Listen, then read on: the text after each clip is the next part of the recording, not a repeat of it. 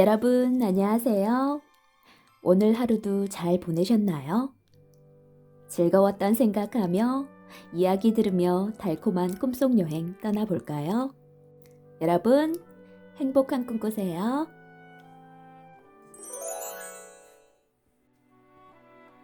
물이나 공기처럼 우리가 살아가는데 꼭 필요한 것들이 있어요. 우리를 태어나게 해주신 부모님과 형제가 모여 사는 가족이라는 울타리가 바로 그것이죠. 가족은 이 세상 무엇보다도 소중한 존재예요. 그렇지만 늘 함께 있어서 그 고마움을 잊고 살기가 쉬워요. 학교 성적이 나쁘다고 엄마가 꾸중하실 때 엄마는 나를 정말 사랑하는 걸까? 하고 의심한 적은 없나요? 동생이 자꾸 귀찮게 할 때면 동생이 없으면 얼마나 편할까? 하는 생각을 한 적은 없나요? 우리는 어른이 되어 사회에 나가기 전 그렇게 가족들과 함께 생활하면서 양보와 희생을 배우게 돼요. 그리하여 한 나라의 국민으로서 세계인으로서 필요한 자질을 키워가게 되는 거예요.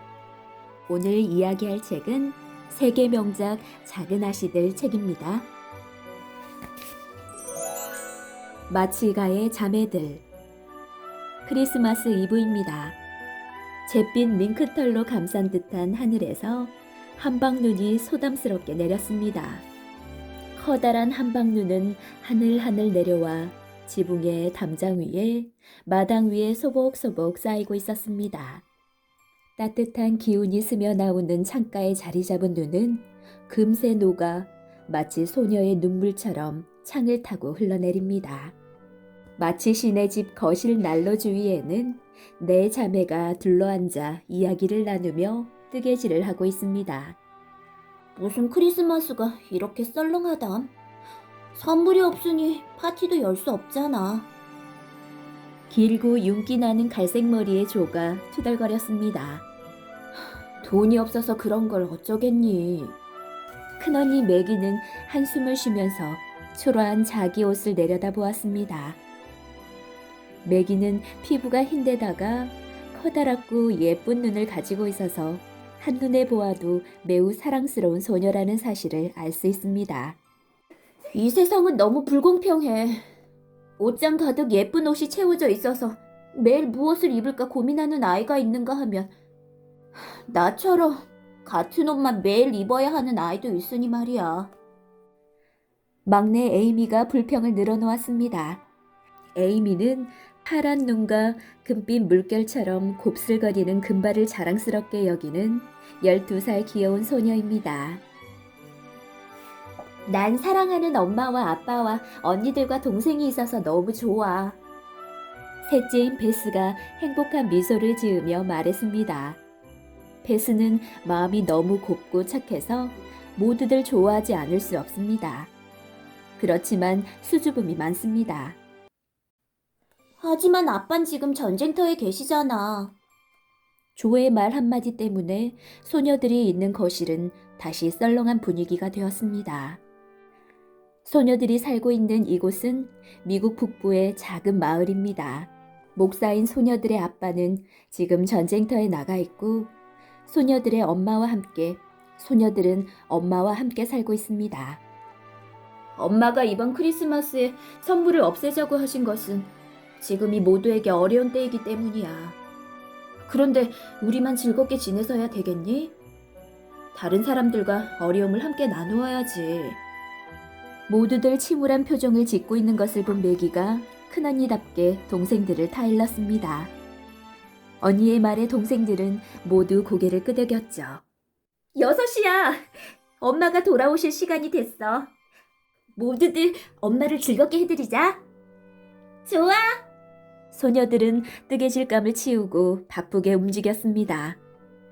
베스는 난로 주변을 쓸고 엄마의 실내화를 난로 곁에 두었습니다. 매기는 램프에 불을 밝히고 에이미는 이제까지 앉아있던 안락 의자에서 스스로 내려왔습니다. 피곤한 엄마가 돌아오시면 안락 의자에 앉아 쉬게 해드리려는 생각이었습니다. 엄마 실내화가 너무 낡았어. 난로에 석탄을 갖다 넣었던 조가 말했습니다. 모두들 엄마의 실내화를 보았죠. 좋은 생각이 났어. 우리 용돈을 모아서 엄마에게 선물을 해드리자. 우리 것은 사지 말고 엄마 선물만 해드리는 거야. 난 엄마 장갑 사드릴래.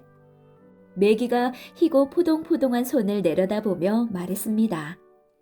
난 엄마 실내화를 사드릴 거야. 조가 큰 소리로 외쳤습니다. 난 손수건을 선물할래. 술을 놓아서 말이야. 베스도 선물을 결정했습니다. 이제 남은 사람은 에이미입니다. 에이미는 한참 동안 얼굴을 찌푸린 채 고민에 쌓여 있더니 드디어 결정을 했습니다. 꽃병을 선물할래. 엄마는 꽃을 좋아하시잖아. 그러자 매기가 모두를 둘러보았죠. 그럼 다 됐지? 이렇게 하자. 선물을 숨겨놓고 엄마를 위한 깜짝 파티를 열자. 좋은 생각이야. 그리고 모두들 연극 연습에 빠지지 않도록 해. 글쓰기를 좋아하는 조가 말했습니다. 조, 제발 난 좀 빼줘. 숙녀에게 연극이라니. 유치하지 않니? 매기가 손을 흔들며 말했습니다. 소용없어, 매기 언니. 흰 드레스 자락을 길게 늘어뜨리고 머리에 금빛 정이로 만든 보석을 단 여왕을 포기할 수 있을 것 같아? 언니는 가장 멋진 여배우라고. 조는 매기를 향해 어림없다는 듯 턱을 치켜들며 말했습니다. 오늘 밤 연습에 빠지는 사람은 가만두지 않을 거야. 에이미, 넌 연습을 좀 더 해야 돼. 기절하는 연기를 왜 그렇게 하니? 막대기가 툭 쓰러지는 것 같단 말이야. 내가 기절하는 사람을 본 적이 있어야지. 그러는 언니는 뭐 제대로 연기를 가르쳐주기나 했어? 그러나 조는 에이미의 말은 들리지도 않는다는 듯 연극 대사를 읊으며 기절하는 연기를 해보였습니다. 어떻게 하는지 잘 봐. 우선 몸에서 힘을 쫙 빼야 해.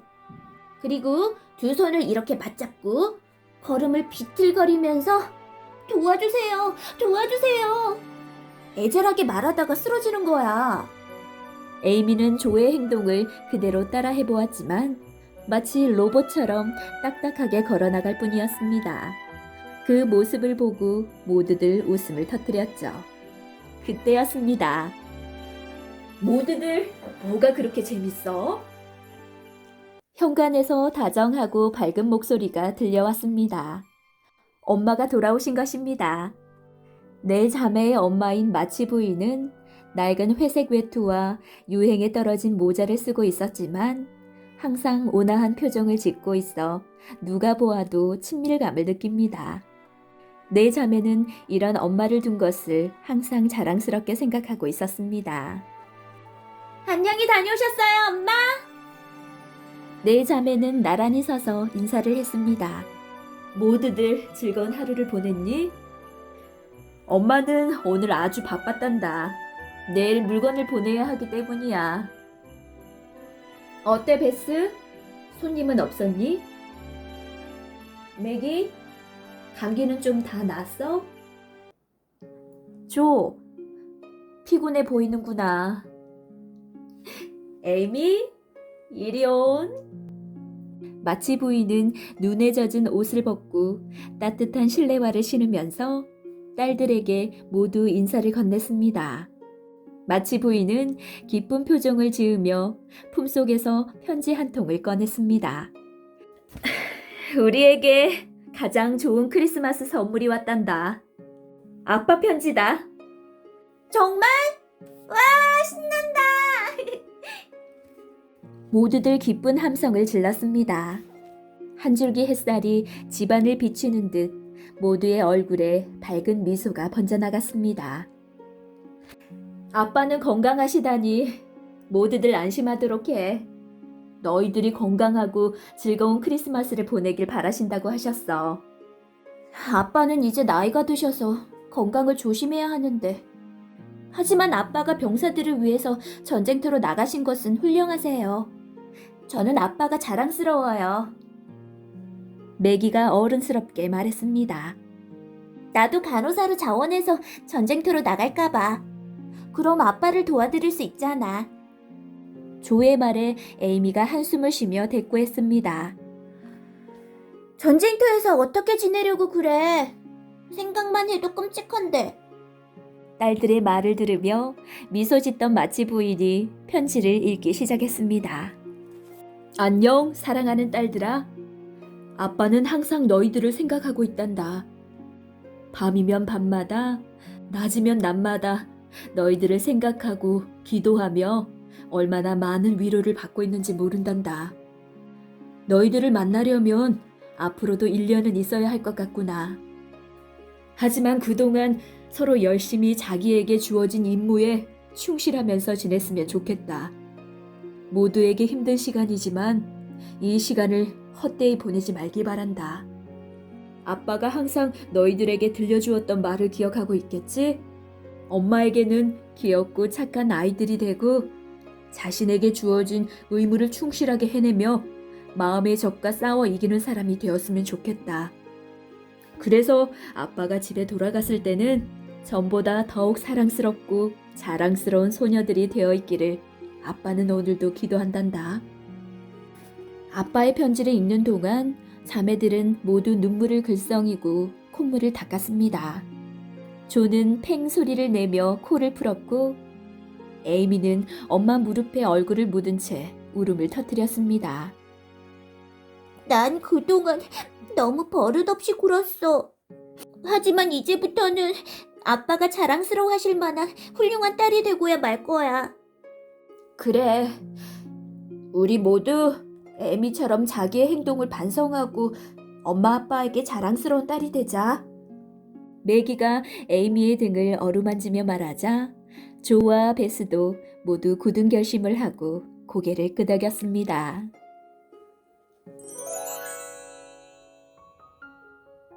크리스마스 선물. 크리스마스 아침이 되었습니다. 가장 먼저 눈을 뜬 조는 난로가를 쳐다보았지만 선물은커녕 양말조차도 걸려있지 않았습니다. 그럴 줄 알고 있었지만 조는 실망을 하며 다시 침대에 벌렁 누웠습니다. 그러자 뒤통수에 딱딱한 물건이 닿는 듯한 느낌이 들었습니다. 조는 얼른 베개를 들추어 보았죠. 베개 밑에는 작고 예쁜 주홍빛 표지의 성서가 감추어져 있었습니다. 엄마의 크리스마스 선물이었던 것이죠. 모두들 일어나서 베개 밑을 봐! 조가 소리치자 모두들 눈을 번쩍 뜨고 일어나 일제히 베개를 들추었습니다. 매기의 베개 밑에는 초록색 성서가, 베스의 베개 밑에는 비둘기색 성서가, 에이미의 베개 밑에는 하늘색 성서가 감추어져 있었습니다. 작은 선물이었지만 자매들의 마음에 쏙 드는 선물이었죠. 소녀들은 모두 엄마의 선물을 소중하게 간직했습니다. 이러고 있을 때가 아니야. 엄마에게 우리 선물을 드려야지. 조의 말에 자매들은 모두 옷을 갈아입고 아래층으로 내려갔습니다. 부엌에서는 마치 집안의 일을 도와주시는 한나 할머니만 계셨습니다. 엄마는요? 엄마는 조금 전에 찾아와서 도와달라고 한 사람과 함께 나가셨어. 그 사람들에게 뭐가 필요한지 가보고 오신다고 말이야. 할머니의 말을 듣고 자매들은 서로의 얼굴을 쳐다보았습니다. 엄마의 선물은 어떡하지? 에이미가 걱정스러운 표정으로 묻자 매기가 작은 바구니를 가지고 왔습니다. 모두들 여기에 선물을 넣어. 그리고 소파 위에 살짝 감추어두자. 아침 식사 준비가 끝나고 한참이 지난 뒤에야 엄마가 돌아오셨습니다. 메리 크리스마스 엄마! 선물 고맙습니다. 우리 모두 벌써 조금씩 읽었어요. 소녀들은 저마다 한마디씩 했습니다. 그때 누군가의 배에서 꼬르륵 소리가 났습니다. 이젠 아침을 먹을 수 있겠지? 엄마를 둘러싸고 식탁으로 가면서 누군가가 말했습니다. 그 말을 들은 마치 부인은 난처한 표정으로 딸들을 쳐다보며 이렇게 말했습니다. 모두들 메리 크리스마스. 엄마의 선물을 벌써 읽기 시작했다니 기쁘구나. 그런데 얘들아, 식사를 하기 전에 엄마가 너희들에게 할 말이 있단다. 그러자 딸들은 모두 엄마를 쳐다보았습니다. 우리 이웃에 갓난아기를 안고 아파서 누워있는 사람이 있어. 그 집에는 어린아이들이 6명이 있는데 난로도 피우지 못하는 추운 방에서 서로 몸을 끌어안고 자고 있더구나. 물론 그 집엔 먹을 것도 전혀 없었어. 엄마는 잠시 말을 끊고 가는 한숨을 내쉬었습니다. 엄마의 말을 다 듣지 않아도 소녀들은 이미 엄마가 다음에 무슨 말씀을 하실지 알고 있었습니다. 우리들의 아침 식사를 그 집 가족에게 크리스마스 선물로 주면 어떨까? 엄마의 말에 잠시 동안 아무도 대꾸를 하지 못했습니다. 소녀들은 아침 식사가 늦어졌기 때문에 배가 몹시 고픈 상태였거든요.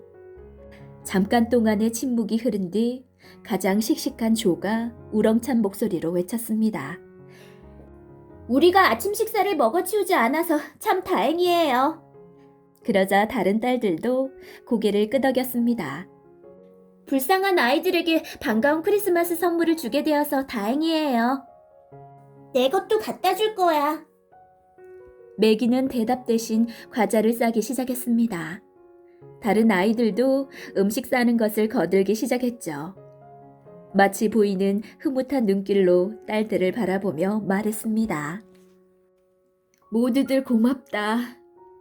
그 집에 다녀와서 빵과 우유로 즐거운 아침 식사를 하자꾸나. 밤에는 엄마가 맛있는 음식을 만들어줄게. 준비가 끝나고 모두들 즐거운 마음으로 가엾은 이웃을 찾아갔습니다. 그 집은 정말 엉망이었죠. 유리창은 깨져 있었고 불은 언제 피웠는지 알 수 없을 정도로 추웠습니다. 낡고 더러운 담요에는 병든 엄마와 갓난아기가 누워 있었고 다른 아이들은 서로 부둥켜 안은 채 떨고 있었습니다. 천사님들이 찾아오셨군요. 정말 고맙습니다. 이웃집의 불쌍한 아줌마는 마치신의 식구들을 보고 울음을 터뜨렸습니다. 마치 부인과 네 자매는 집에서 가지고 간 장작으로 난로에 불을 피우고 굶주린 아이들에게 맛있는 크리스마스 아침 식사를 차려주었습니다. 음식을 본 아이들은 정신없이 달려들어 먹기 시작했죠. 그 모습을 보고 마치신의 가족들은 눈물을 글썽거렸습니다. 집으로 돌아온 마치 자매들은 바쁘게 움직였습니다. 엄마가 2층에서 옷을 갈아입는 동안 모든 준비를 끝내야 했기 때문이죠. 이번에는 엄마를 기쁘게 해드릴 차례야. 쉿! 모두들 준비됐지? 그럼 난 엄마를 모셔올게. 준비 완료! 그럼 시작하자. 매기가 2층으로 올라갔습니다. 매기의 모습이 사라지자 조는 두 손을 번쩍 들고 만세를 부르며 큰 소리로 외쳤습니다. 마치 부인 만세! 우리 엄마 만세! 베스는 신나는 피아노 행진곡을 치기 시작했습니다. 에이미는 선물 바구니를 들고 있었습니다. 매기의 손을 잡고 2층에서 내려온 마치 부인은 딸들의 선물을 받고 눈물을 글썽였습니다. 고맙다, 얘들아. 마치 부인은 푹신한 새 실내화를 신고 향수 냄새가 나는 손수건을 주머니에 넣었습니다. 그리고는 손에 꼭 맞는 예쁜 장갑을 끼고 작은 화병에 꽂힌 장미 한 송이의 향기를 맡으며 행복해 하였습니다. 크리스마스 밤이 되자 마치신의 집은 동네 아이들이 모여들어 매우 왁자지껄했습니다. 조의 크리스마스 연극이 시작되었기 때문이죠. 아이들은 서로 앞자리에 앉으려고 밀치기도 하며 실랑이를 벌였죠. 자, 조용히 하세요. 이제 시작입니다. 종이 울리고 막이 올랐습니다. 구경꾼들은 힘차게 박수를 쳤습니다. 늙은 마녀가 비틀비틀 무대로 나오자 아름다운 소녀와 갑옷을 입은 용사가 뒤따라 나왔습니다. 그 뒤를 다시 검은 옷을 입은 악당이 쫓아나왔죠. 조명은 밝아졌다 어두워졌다를 반복하면서 장면의 변화를 나타냈습니다. 연극의 내용은 간단했지만 관객들은 환호성을 지르며 좋아했습니다. 이제 식당으로 내려와 저녁 식사를 하도록 해요. 한나 할머니의 말에 모두들 우르르 식당으로 몰려갔습니다. 그리고는 식탁 위에 차려진 음식들을 보고는 입이 쩍 벌어졌습니다. 이게 도대체 어떻게 된 일이에요? 식탁 위에는 생각하지도 못했던 맛있는 음식이 가득 차려져 있었습니다. 아이스크림과 과자, 과일, 봉봉 캔디, 게다가 커다란 꽃다발까지. 산타클로스 할아버지가 왔다 가셨나 봐.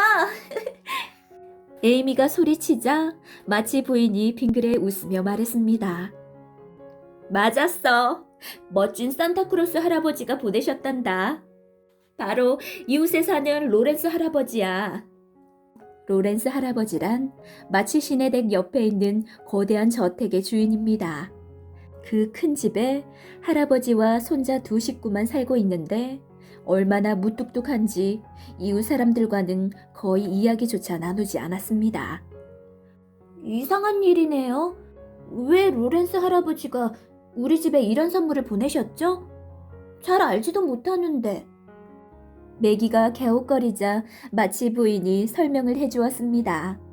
한나 할머니가 오늘 그댁에 일을 도와주러 가셨다가 우리가 아침 식사를 가난한 이웃에게 선사했다는 이야기를 하셨다는구나. 그래서 로렌스 할아버지가 우리에게 크리스마스 선물을 하고 싶으셨대. 그러자 연극을 구경하러 온 마을의 아이 하나가 참견을 하였습니다. 우리 엄마가 그러시는데 그 집에 사는 형은 학교에도 안 다닌대. 가정교사를 두고 집에서만 공부한다나? 밖으로 나올 때는 가정교사와 함께 말을 탈 뿐이래. 그래서 불쌍하다고 하셨어. 그 말을 듣고 조가 고개를 갸웃거렸습니다. 맞아. 나도 그 아이를 본 적 있어. 우리 집 고양이가 울타리를 넘어 그 집으로 도망을 갔었는데 그 남자아이가 고양이를 잡아서 우리 집으로 넘겨준 적이 있었어. 조는 갑자기 옆집에 산다는 그 아이가 크리스마스를 어떻게 보내고 있는지 궁금해졌습니다.